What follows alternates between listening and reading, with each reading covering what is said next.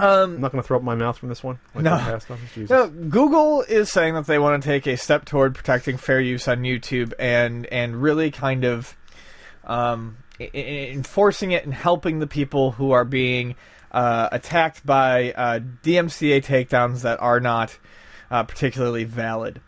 What Google is saying they would like to do in YouTube is they want to set up basically a channel or a center where they will show best uses of fair use, basically to educate the people who are making videos and the people who are watching them what constitutes fair use and what doesn't. And they've also said that they would like to offer legal support to a handful of high-profile videos. Mm-hmm. Yes, I mean, obviously they can't do it for everyone, and that's sad. But still, the gesture is nice. High-profile videos that have had these DMCA takedown notifications that unjustly, Google wants to go to bat for them, cover their legal costs, and back them up in court. And I think that even though it is a bit more of a, what should I say? It's more of a gesture.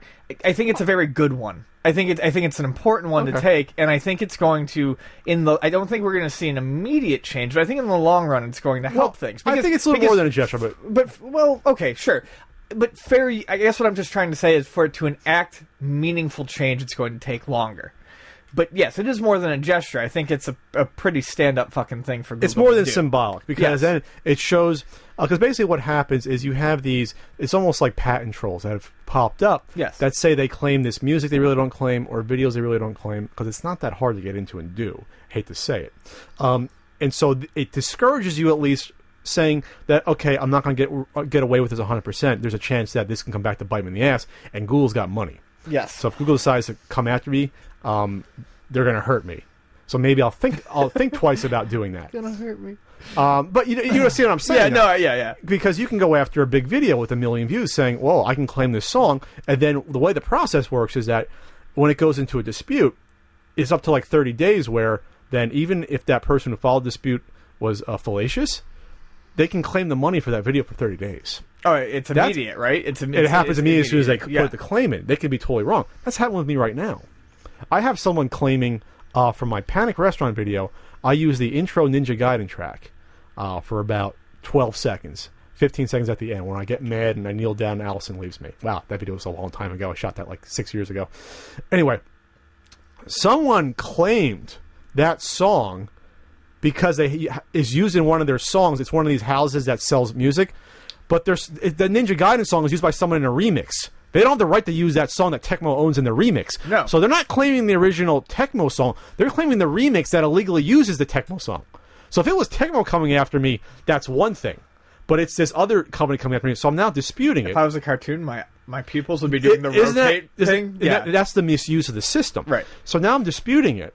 So I'm saying, no, I even said, here's a video of the song, the actual song, they don't own it. But now they cannot respond to this dispute. And it's going to be a full, could be 2 weeks, 3 weeks. They're going to get the money for that view. It may not be a lot because that video is 6 years old. But what if that was a new video? And what if that video was getting 25,000 hits a day, 50,000 hits? They're taking that revenue away from me. Right. So I'm glad that Google's starting to do this. And unfortunately, the only protection you really have at this point is if you're protected on a network. But not everyone on a network is protected. There's like two different classes of networks. I still don't understand how a network provides you protection. Because you get... So basically what happens is a network can have certain channels that are protected. So what that means is if the strike goes against that person, it doesn't immediately affect that channel. It goes against the network, and the network can work it out directly with the YouTube representative. So it's a buffer, buffer protection. They take the first hit. So if I got a strike against me, it wouldn't necessarily affect me right away. Gotcha. It's a buffer protection. So to prevent someone from going after a huge channel to really screw it up. The more you know.